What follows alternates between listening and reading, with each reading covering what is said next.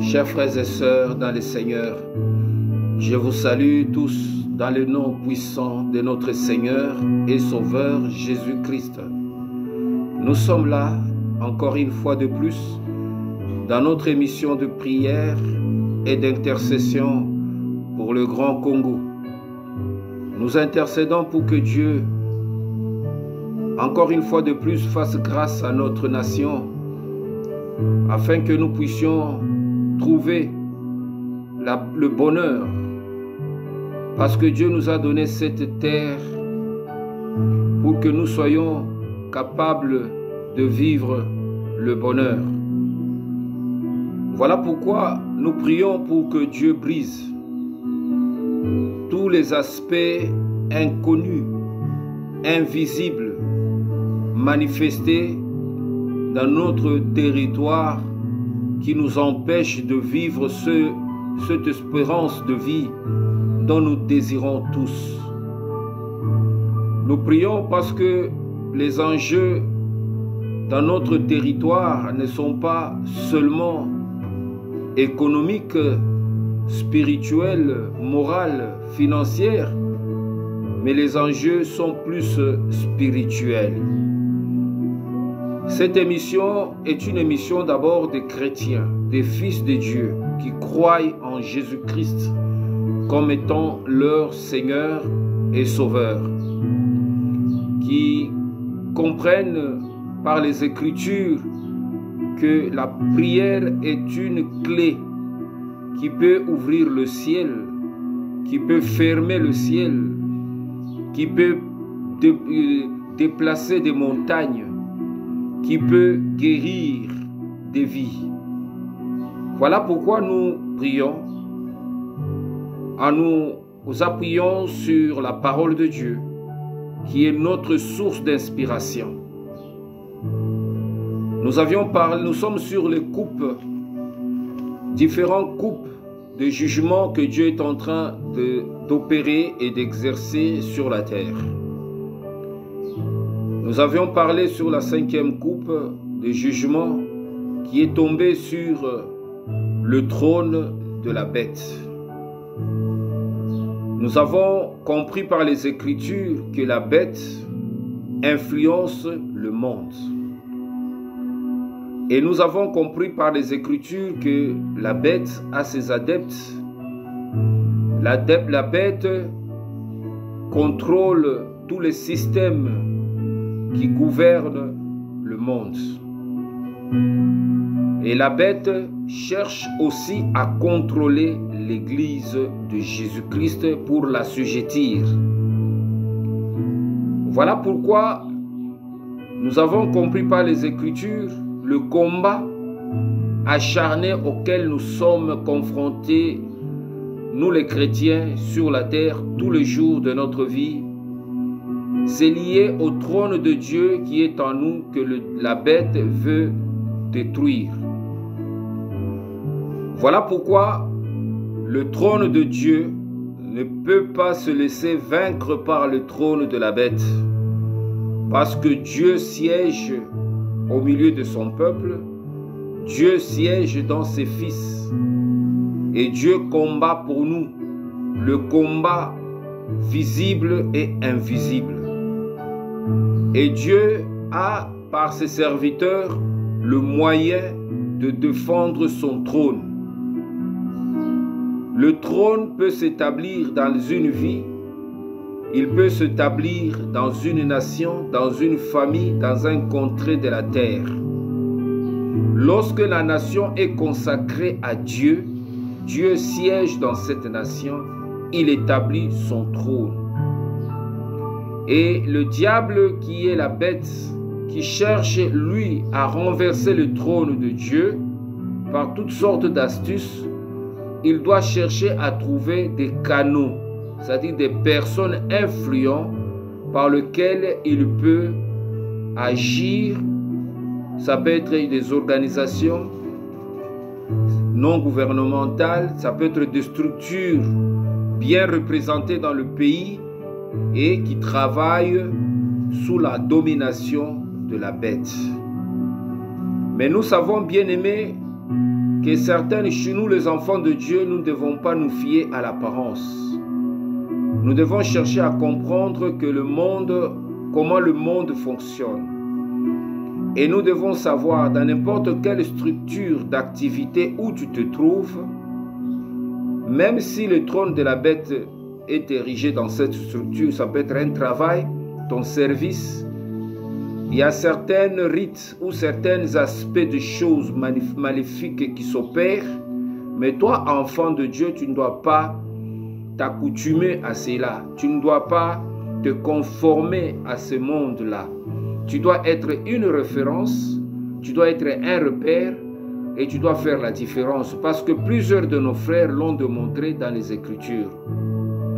La Bible nous parle de Daniel à Babylone. Daniel a vécu à Babylone, au milieu des satrapes, au milieu de magiciens, au milieu de tous ces pratiquants qui opéraient des cultes liés à des démons, à toutes sortes de pratiques négatives. Mais Daniel a relevé le trône de Dieu, il a défendu le trône de Dieu et Dieu l'a oint et Dieu l'a positionné dans le royaume. Tu peux être dans une famille où il y a des trônes de diable, de la bête, où il y a des autels et toutes sortes de nzungu à famille, ou toutes sortes de pratiques qui se font dans ces familles, qui donnent quand même une certaine subsistance à ces familles-là. Tu as le sang de cette famille, tu es né de cette famille, mais tu es chrétien.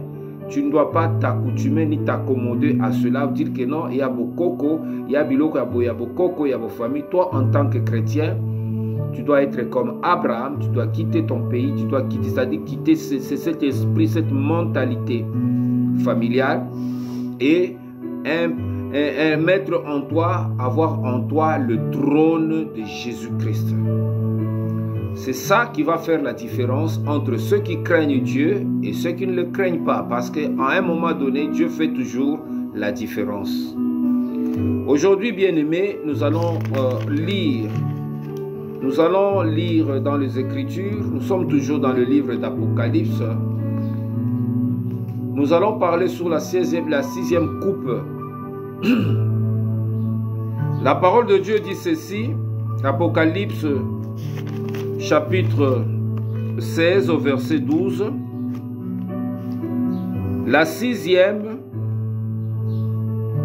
versa sa coupe sur le grand fleuve Euphrate et son eau tarit pour préparer la vie aux rois qui viennent de l'Orient. Je reprends l'écriture bien-aimée.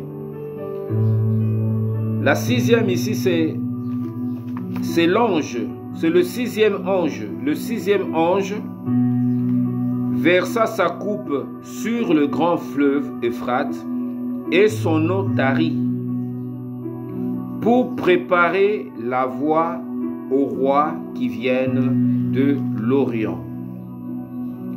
Et pour enchérir, bien-aimés, nous allons lire encore un passage de l'écriture.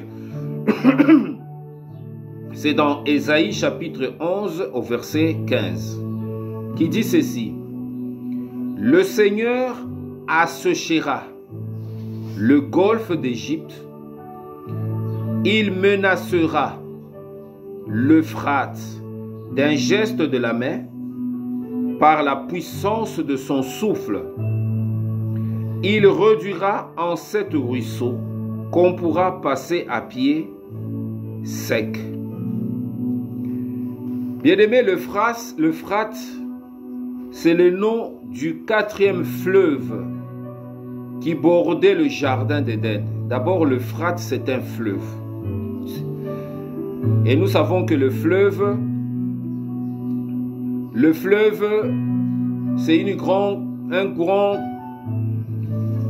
rivière en fait, une grande rivière qui déborde, qui reçoit beaucoup d'affluents. Ça peut être des cours d'eau, des rivières, et tous ces affluents-là rentrent dans le fleuve, et le fleuve se jette dans la mer. Dieu, quand il a créé le jardin d'Éden, il a met la frontière de 4 fleuves. Et parmi les 4 fleuves, l'un des fleuves qui bordait à l'Orient le jardin d'Éden, c'est l'Euphrate. L'Euphrate ici limitait la terre promise. Quand Dieu a appelé Abraham, la terre promise était aussi limitée par l'Euphrate. Le fleuve, souvent, c'est une frontière naturelle qui limite les nations, les pays. Nous l'avons parlé dans notre premier jugement, la première coupe, quand cela est tombé dans la mer. C'est que les mers, ce sont aussi des frontières naturelles, souvent qui limitent des continents. Selon la géographie, le fleuve Euphrate passe par la Turquie, la Syrie et l'Irak au temps actuel. Mais prophétiquement, bien aimé, l'Euphrate qui a été mis à sec, ça symbolise le signe de l'accomplissement de la prophétie. Il y a une prophétie qui a été prononcée, mais pour que Dieu puisse nous aider à comprendre le signe de l'accomplissement d'une prophétie, il a mis un signe sur l'Euphrate, c'est-à-dire il va menacer l'Euphrate qui va tarir, qui va devenir sec. Lorsque nous allons voir l'Euphrate sécher, c'est qu'il y a un accomplissement d'une prophétie. Comme Jésus avait dit, lorsque vous verrez l'abomination s'établir dans les lieux saints, que ceux qui prient, que ceux qui lisent les Écritures fassent attention, c'est qu'il y a une série d'accomplissements, le signe du Fils de l'homme est proche. Donc, il y a certaines choses prophétiquement Dieu établit pour montrer aux fils des hommes qu'il y a un événement qui est en cours d'arriver. Et nous devons prendre conscience. Parce que le monde bien-aimé, Dieu aussi opère par des signes. Et ces signes apparaissent pour montrer qu'il y a un avènement d'un événement mondial qui vient de s'opérer. Par exemple, la venue de Jésus-Christ sur la terre était aussi manifestée par un signe, une étoile qui avait apparu depuis l'Orient, qui a été suivie par les mages et qui a montré à l'humanité que le Fils de Dieu est né sur la terre. Selon, bien aimé, la science, en 2022, la science, parce qu'il y a les gens qui étudient toujours, ceux qui sont dans la science, étudient aussi les événements de la terre, ils ont compris que l'Euphrate a perdu plus d'1 mètre d'altitude, c'est-à-dire il est descendu plus d'1 mètre. Et selon les calculs que les hommes de science projettent, ils disent que d'ici 2040, l'Euphrate va complètement sécher. Ça, c'est selon la science. C'est pour nous montrer combien les événements bibliques intéressent aussi les hommes de science. Parce que tous ceux qui sont dans la science essaient aussi de scruter les événements quand on décrit la Bible pour essayer soit de certifier que ce que la Bible a dit, les événements sont réels sur la terre. Bien-aimé, le fleuve peut signifier aussi une avalanche pour ceux qui vont dans des montagnes, là où il y a de faire des skis, hein, c'est-à-dire sous la glace. L'avalanche, c'est lorsque la montagne de glace tombe. Ça peut tomber et emporter même tout un quartier. Et cette avalanche de glace qui tombe de la montagne, c'est le reflet ou symbolise aussi comme un fleuve. Donc le fleuve, selon la littérature, ça peut symboliser une avalanche, ça peut symboliser un déluge, ça peut symboliser les flots, ça peut symboliser la grêle ou une grande pluie ou un torrent. Ça, c'est selon la littérature, bien-aimés. Nous essayons tout simplement de comprendre pour que nous ayons une idée globale de la parole de Dieu. Le fleuve est utilisé comme symbole de purification, d'une vie nouvelle ou d'une guérison ou de paix. C'est-à-dire le fleuve, lorsque on nous parlait du Jourdain par exemple, Jean-Baptiste est baptisé dans le Jourdain, le fleuve Jourdain, c'était un symbole de purification ou de régénération, de changement de vie, d'entrer, de prendre une vie nouvelle. Il peut arriver que tu rêves que tu es en train de te baigner dans un fleuve. C'est l'un des symboles que Dieu est en train de purifier ta vie, Dieu est en train de régénérer ta vie, Dieu est en train de te donner une nouvelle vie ou une guérison. Le fleuve symbole aussi de l'esprit.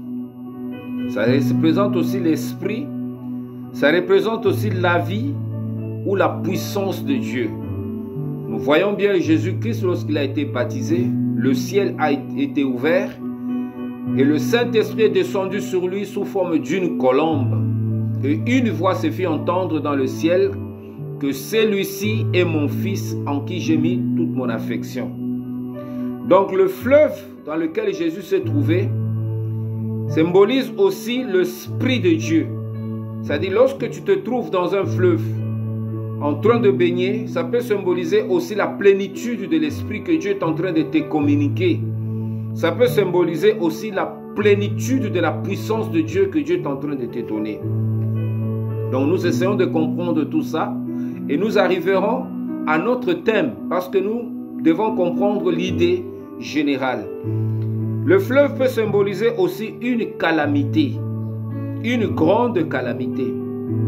C'est le reflet aussi de l'hostilité de Dieu en cas de la punition. C'est-à-dire lorsque Dieu punit un peuple, il amène une punition qui peut frapper un pays, qui peut frapper une nation, qui peut frapper un peuple. Lorsque nous avons lu dans les Écritures que Dieu frappait parfois par le morsure des serpents Israël, il frappait le peuple d'Israël, il y avait des serpents qui le mordaient, c'est devenu un fleuve, cette calamité, une souffrance, une sécheresse. Il devait parfois passer par des moments de douleur intense ou de guerre. Toutes ces calamités symbolisent aussi le fleuve. C'est-à-dire, lorsque tu vois le fleuve dans le songe, tu es en train de te battre dans le fleuve, ça peut symboliser aussi des malheurs, des souffrances qui peuvent te frapper, des calamités qui peuvent frapper. Lorsque tu vois même un fleuve qui coule dans le pays, ça peut symboliser que le malheur peut frapper le pays, une calamité, une situation difficile qui peut traverser votre pays ou le pays dans lequel tu te trouves ou le pays que Dieu te montre, bien-aimé. Le fleuve symbole aussi de destruction pour construire. C'est-à-dire que Dieu, pour construire une nouvelle chose, il commence par détruire. Comme il a dit dans le livre, lorsque les sacrificateurs lui ont montré la beauté du temple de Jérusalem, Jésus a dit, je détruirai ce temple en un jour et je le reconstruirai en 3 jours. C'est-à-dire la destruction d'un système, la destruction d'une entité ou d'une vie, hein, pour reconstruire une autre. C'est là quand tu vois un fleuve qui vient, qui détruit quelque chose ou qui ravage quelque chose, c'est que Dieu est en train de te montrer, il y aura un événement qui va détruire un champ, détruire une vie, détruire une structure pour reconstruire. C'est-à-dire Dieu veut reconstruire une chose tout en passant d'abord par la destruction de ce qui existe maintenant. C'est ce que Jésus avait manifesté l'autre fois lorsqu'il a dit « Je détruirai ce temple en un jour et je le reconstruirai en 3 jours. » Il parlait en fait du temple de son corps. C'est qu'il allait détruire son temple par la mort qu'il allait connaître, et la reconstruction s'est passée 3 jours parce que Jésus a fait 3 jours dans le tombeau et le 3e jour il est ressuscité. C'est cette nouvelle vie que l'Église, maintenant la naissance de l'Église, est passée par la mort et la résurrection de Jésus-Christ, afin que naisse maintenant cette Église dans laquelle nous sommes aujourd'hui.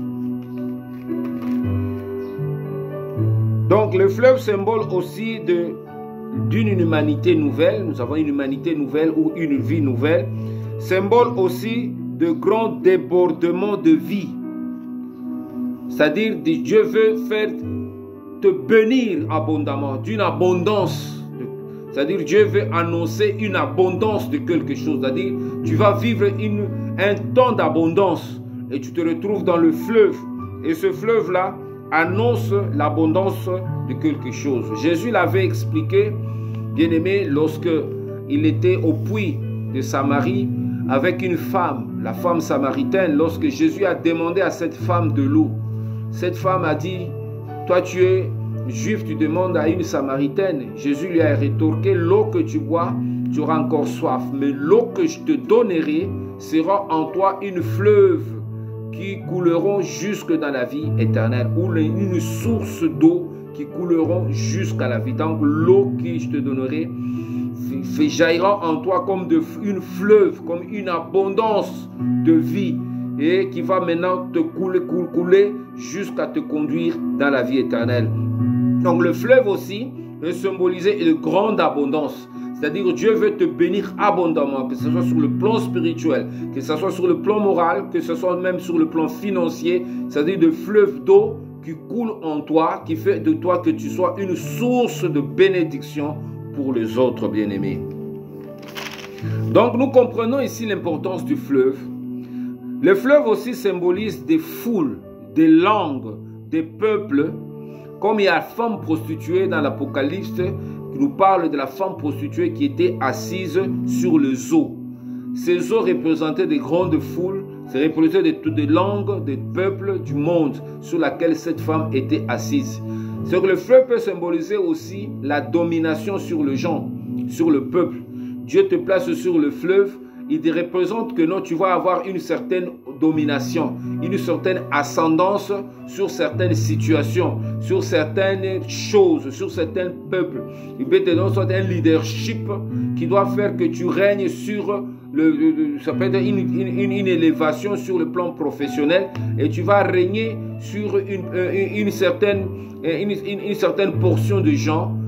Et Dieu te place maintenant. Si tu es dans l'armée, ça peut être symboliser aussi une montée en grade.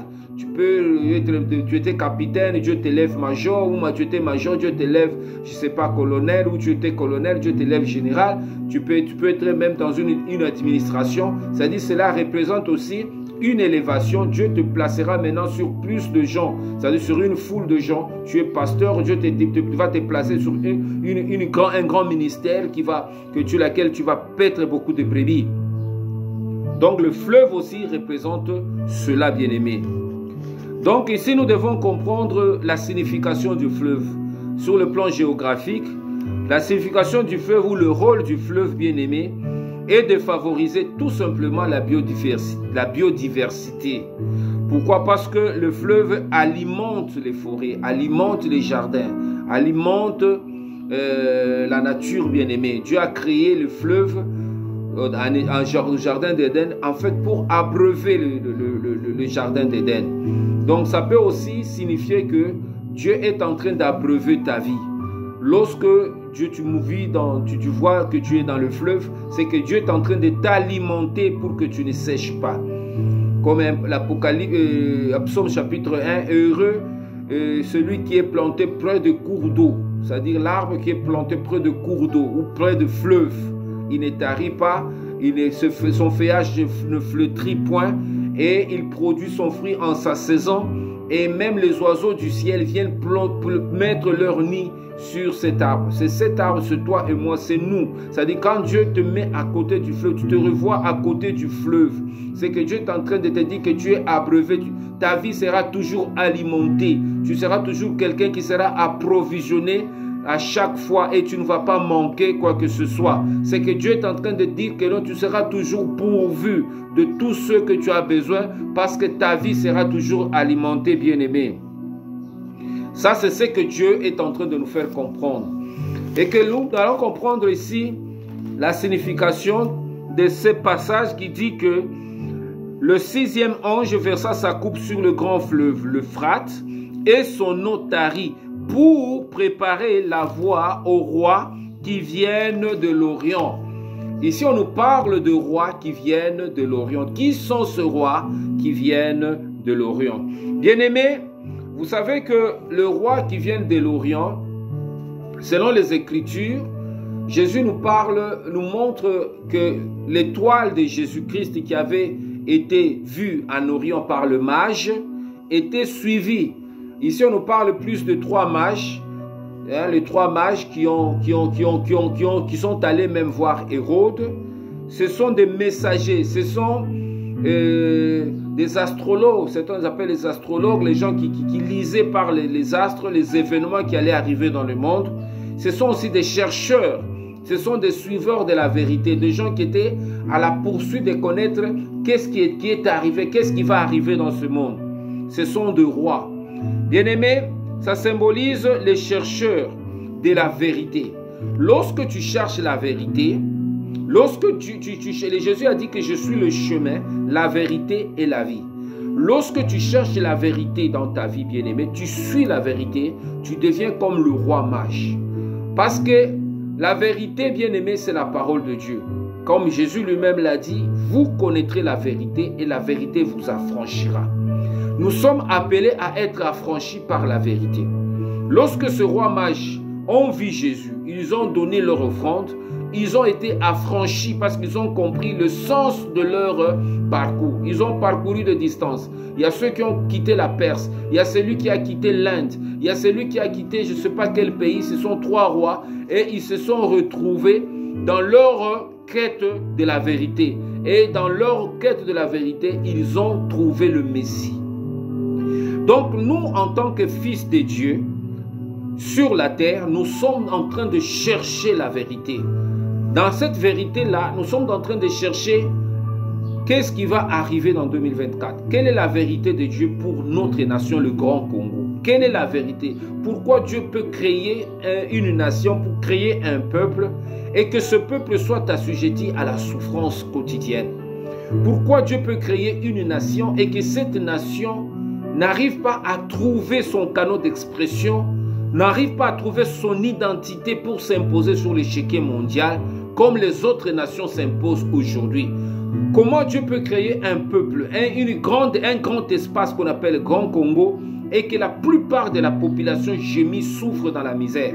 C'est qu'il y a des entités, il y a des choses qui nous limitent, bien-aimés. Nous sommes en quête de la vérité pour comprendre, y a-t-il des éléments antérieurs, des éléments qui nous lient spirituellement, des éléments sur lesquels nous sommes bornés, nous sommes assis sur des socles qui nous maintiennent dans cette situation indéfinie.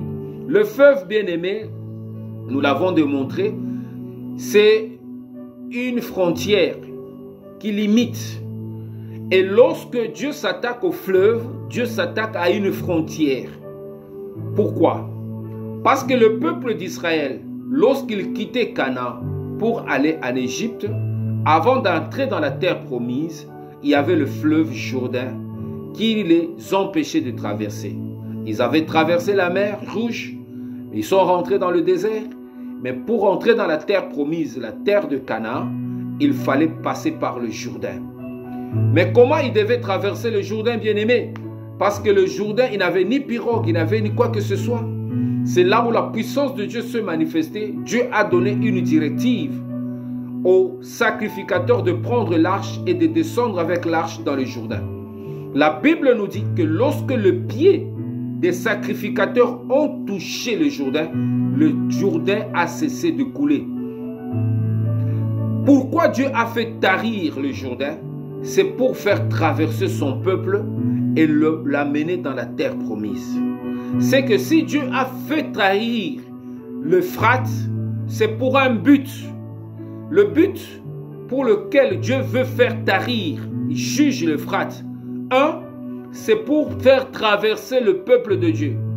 C'est-à-dire ouvrir la délivrance. C'est-à-dire pour amener le peuple dans une nouvelle dimension. dans une nouvelle terre, dans un nouvel espace où le peuple de Dieu spirituellement, économiquement, mentalement, ne doivent plus vivre les mêmes conditions de vie que nous vivons aujourd'hui. C'est-à-dire, il y a un fleuve Euphrate de ta vie. Et que si Dieu veut tarir le fleuve Euphrate de ta vie, le but, maintenant nous rentrons dans le vif de notre sujet, le but pour lequel Dieu veut faire tarir le fleuve Euphrate de ta vie, c'est pour te faire traverser ce fleuve et t'amener dans ta terre promise. Tu ne pourras jamais rentrer dans ta terre promise si tu ne traverses pas le fleuve Euphrate de ta vie. Tu resteras toujours de l'autre côté. Voilà pourquoi nous prions des années, nous sommes de l'autre côté, pendant qu'il y a une terre promise qui est de l'autre côté du fleuve et que nous ne pouvons pas accéder. C'est comme nous sommes limités par un mur dimensionnel, nous sommes limités par une frontière infranchissable qui s'appelle le fleuve Euphrate, et nous ne pouvons jamais accéder à nos bénédictions qui sont de l'autre côté du fleuve, auxquelles nous aspirons jour et nuit, nous en tant qu'un grand peuple du Grand Congo, et nous sommes toujours gémissants de ce côté. Mais Dieu est en train de juger. Maintenant, le jugement vient de tomber. C'est que le 6e ange jette la coupe dans le fleuve Euphrate, et la Bible nous dit, le fleuve Euphrate tarit. Pourquoi il tarit? C'est pour révéler maintenant. Révéler qui? Révéler, préparer la voie au roi. Au roi qui vient de l'Orient. Il y a un roi qui vient de l'Orient, qui doit maintenant venir vers nous. Et ce roi qui vient de l'Orient, bien-aimé, c'est Jésus. Ce roi qui vient de l'Orient, bien-aimé, c'est la délivrance. Ce roi qui vient de l'Orient, bien-aimé, c'est le changement de choses. C'est-à-dire, bien-aimé, pour que ce roi vienne nous atteindre, nous, peuple du Grand Congo, il faut que le fleuve Euphrate de notre vie tarisse. Voilà pourquoi, bien-aimé, c'est impérieux, c'est même impératif que le fleuve Euphrate de notre vie doit tarir. Bien-aimé, dans le contexte où se trouve le Grand Congo, parce que moi, mes prières, c'est sur le Grand Congo, que ce soit le Congo Kinshasa et le Congo Brazzaville. Nous devons traverser beaucoup de situations, parfois calamiteuses, de douleurs ou de certaines choses, mais il y a un avenir radieux que Dieu est en train d'ouvrir. Bien-aimé, le Congo sera un paradis, ça sera une terre vraiment où il y aura tellement beaucoup de choses excellentes. Beaucoup de gens vont envier ce grand espace de Grand Congo. Tout ce que nous vivons, que ce soit à Kinshasa, en RDC, le problème de combat et de guerre, bien aimé, ça va finir. Et Dieu est en train de vouloir, d'ici la fin de l'année, beaucoup de choses vont changer. Beaucoup de choses vont changer, bien aimé. Ça, ce sont des choses sur le plan prophétique, ça va se réaliser. Même l'année 2024, l'année en cours, ne va pas terminer. Parce qu'il y aura un bouleversement sur le plan politique, un bouleversement sur le plan mondial et la guerre va s'arrêter. L'Euphrate, bien-aimé, pour le Grand Congo, est comme un mur infranchissable, une barrière qui limite son développement. C'est aussi une loi établie qui étouffe son élan. C'est tout ce qui cherche à vivre, tout ce qu'on cherche à vivre, mais qu'on ne vit pas. Vous voyez, bien aimé, c'est la source du chagrin. C'est-à-dire tout ce qui alimente les chagrins de notre vie au quotidien, du désespoir, de contentement. Tu te contentes seulement du quotidien, tu te contentes seulement de pain quotidien. Comme on prie dans la prière de notre Père, Père, donne-nous notre pain quotidien, tu de contentement. C'est une frontière de limitation, de guerre, de déshonneur, de réalité, de tous ceux qui des événements négatifs, bien-aimés, que personne ne peut arrêter, que Dieu seul.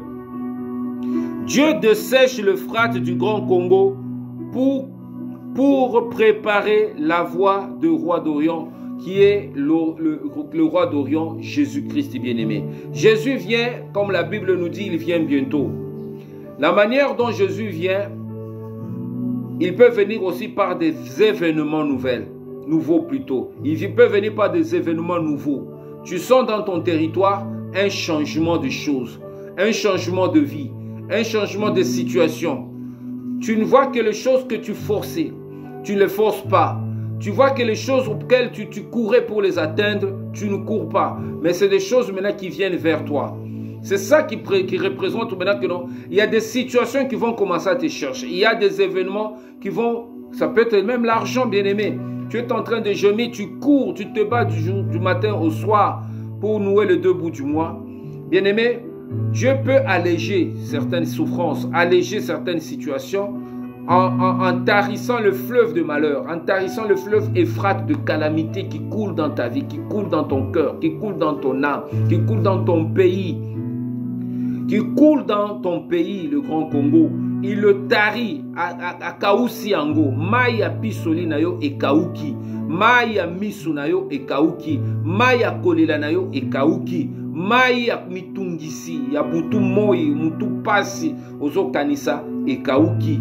Nzambe a Kausi Ango pona nini? Parce qu'alingi aya maintenant le roi d'Orient. C'est-à-dire les événements nouveaux vont maintenant s'annoncer dans le Grand Congo. Ces événements-là ne peuvent pas s'annoncer tant que le fleuve Euphrate coule.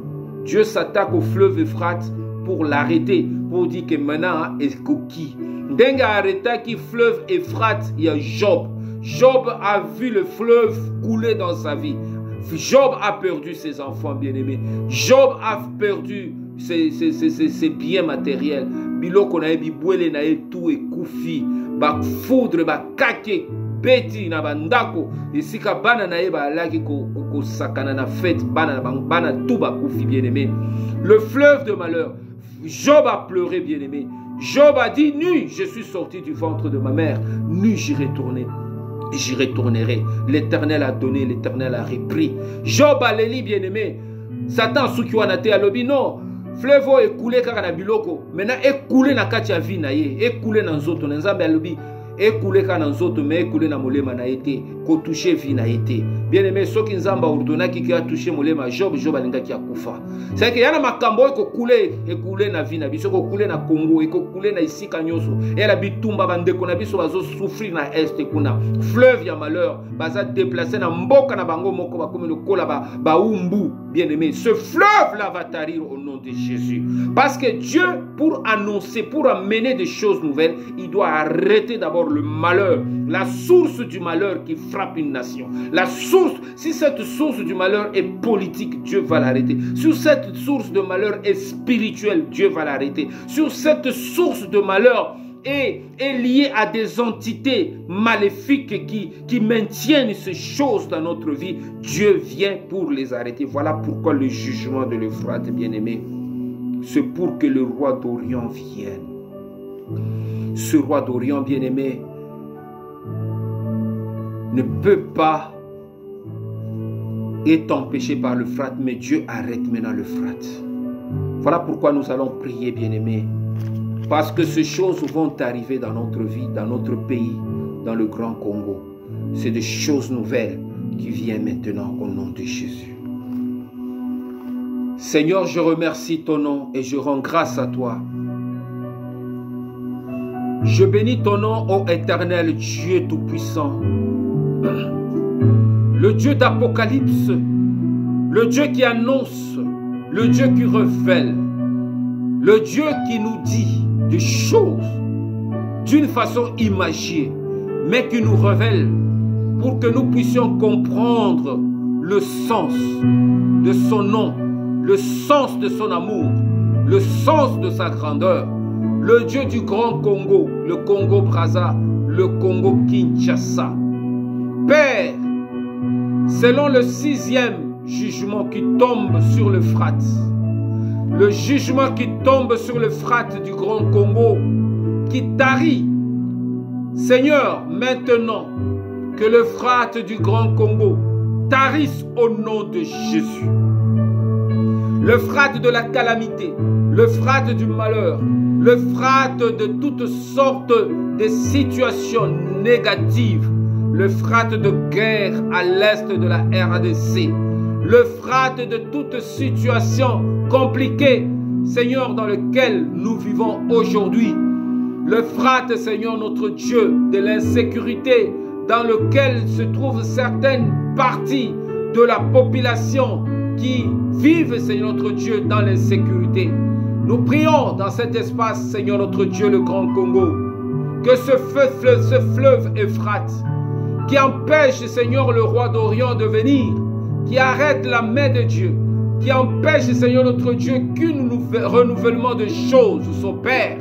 Au nom de Jésus, dans le Grand Congo. Père, nous prions parce que nous sommes là. Tu révèles, Seigneur notre Dieu, ta puissance et ton autorité. Que ce fleuve Euphrate du Grand Congo tarisse immédiatement et maintenant au nom de Jésus. Que ce fleuve tarisse, que ce fleuve tarisse, que ce fleuve tarisse au nom de Jésus. Père, que tu jettes ta coupe dans ce fleuve Euphrate du Grand Congo. Jette ta coupe, Seigneur. Mets ta coupe dans ce fleuve pour que ce fleuve tarisse immédiatement.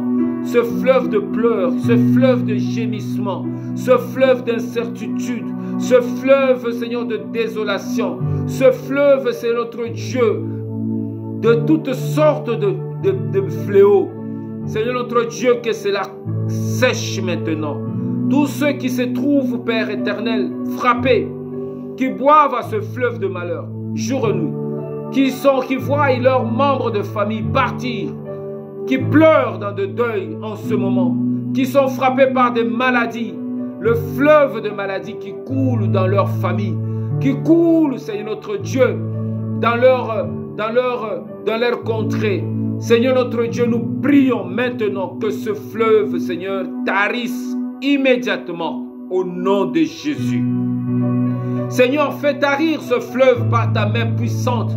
Comme tu as dit, tu vas menacer le golfe d'Égypte et tu m'as menacé le fleuve d'Euphrate et tu vas le réduire, Seigneur, et qu'il sera comme, Seigneur notre Dieu, des petits ruisseaux que tu vas séparer en 7 et que tout le monde va les traverser à sec. Que nous puissions traverser, Seigneur, toutes ces calamités.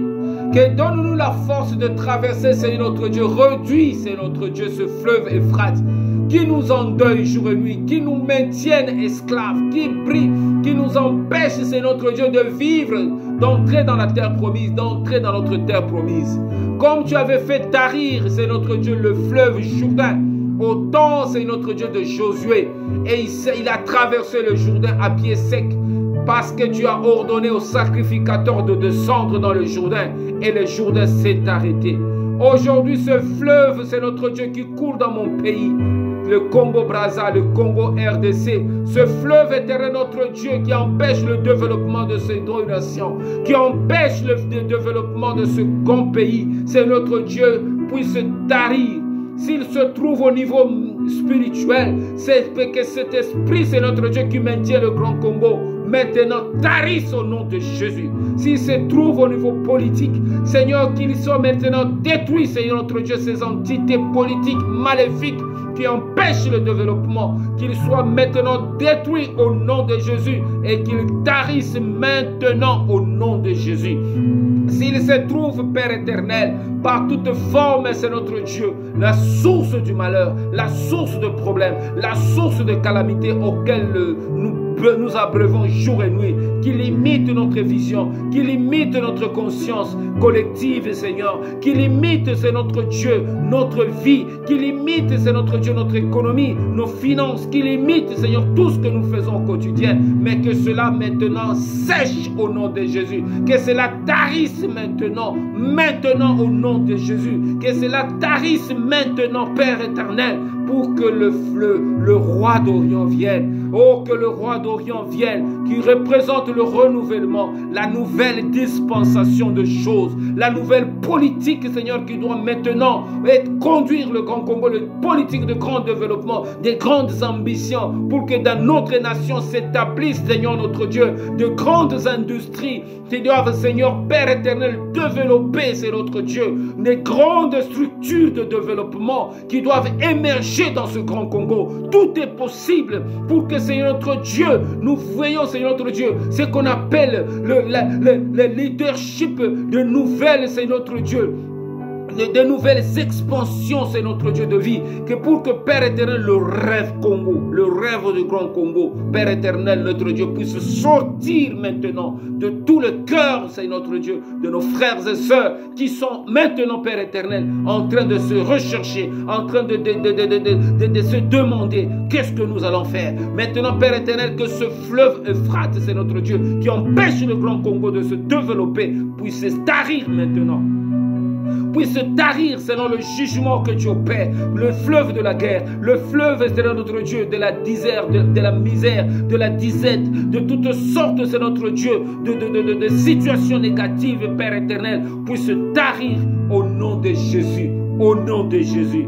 Maintenant, Seigneur, nous voulons recevoir ce roi d'Orient qui vient. Ce roi d'Orient, Père éternel, c'est qui vient avec une nouvelle dispensation. Ce roi d'Orient, ce sont des événements nouveaux. Ce sont, Seigneur notre Dieu, le revêtement, c'est le renouvellement de toutes choses, le renouvellement de toute situation, Père éternel, qui viennent maintenant. Nous le recevons, Père éternel, dans ce grand Congo. Qu'il pénètre nos cœurs, qu'il pénètre nos âmes, qu'il pénètre la politique du Grand Congo, qu'il pénètre, Seigneur, la spiritualité du Grand Congo, qu'il pénètre notre mentalité, qu'il pénètre notre vie, Père éternel, pour que nous puissions vivre de choses nouvelles. Seigneur, merci pour le travail que fait les anges, que fait la 6e ange.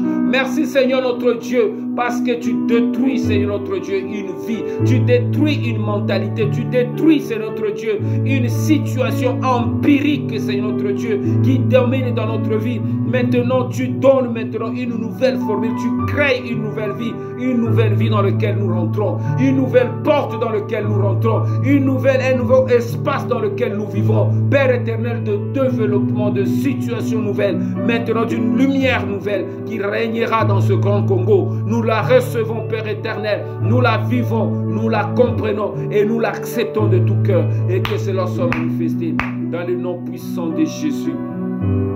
Bien-aimés, c'est ça un peu l'esprit dans lequel Dieu veut nous conduire, à comprendre la pensée de Dieu. Parce que tout ce que Dieu révèle, tout ce que Dieu parle par ses Écritures, ça a un sens dans notre vie. Ce n'est pas quelque chose qui est géographiquement, nous pouvons dire que l'Euphrate, ce n'est pas au Congo, l'Euphrate, c'est en Orient. Non, bien-aimé, la Bible n'est pas un livre qui est destiné seulement aux orientaux, mais c'est un livre qui explique la dimension ou la vision de Dieu pour l'humanité. Nous faisons partie de l'humanité. Nous sommes une partie de l'humanité qui est un espace prophétique. Le Grand Congo, c'est un espace prophétique. Voilà pourquoi certaines situations qui vont se faire dans ce Grand Congo, ça ne se fera pas ailleurs. Voilà pourquoi nous avons accès maintenant à cette source de provision pour que tokoma na lolenge mususu ya kotambola. Et sengeli maintenant yoza na désespoir, longola désespoir. À partir de yalelo ko tiaka lisusu désespoir na motema na yo terre. Je t'encourage à prendre conscience, bien-aimé, que les choses naturelles ont leur origine spirituelle. Tout ce que nous vivons aujourd'hui dans notre vie,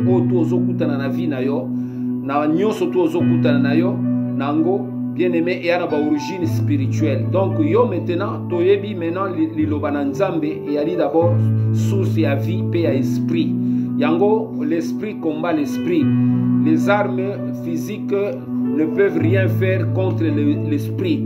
Voilà pourquoi nous utilisons la prière qui est une arme spirituelle pour pouvoir ouvrir maintenant et amener Dieu à opérer dans notre pays, dans notre espace, le Grand Congo. Et Dieu est à l'œuvre. À partir d'aujourd'hui, bien-aimé, Makambo Ebele eko changé.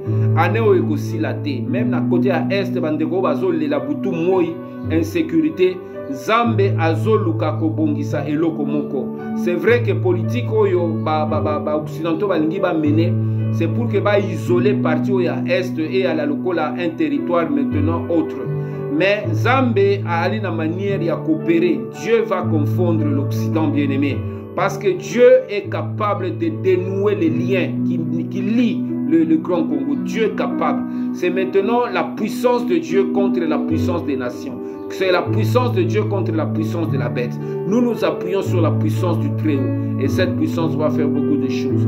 Je vous encourage, bien-aimés, à aimer notre émission, à vous abonner, à partager le lien et à prier toujours parce que Dieu est en train d'écrire une nouvelle histoire dans le Grand Congo. Que Dieu vous bénisse dans le nom puissant de Jésus. Amen.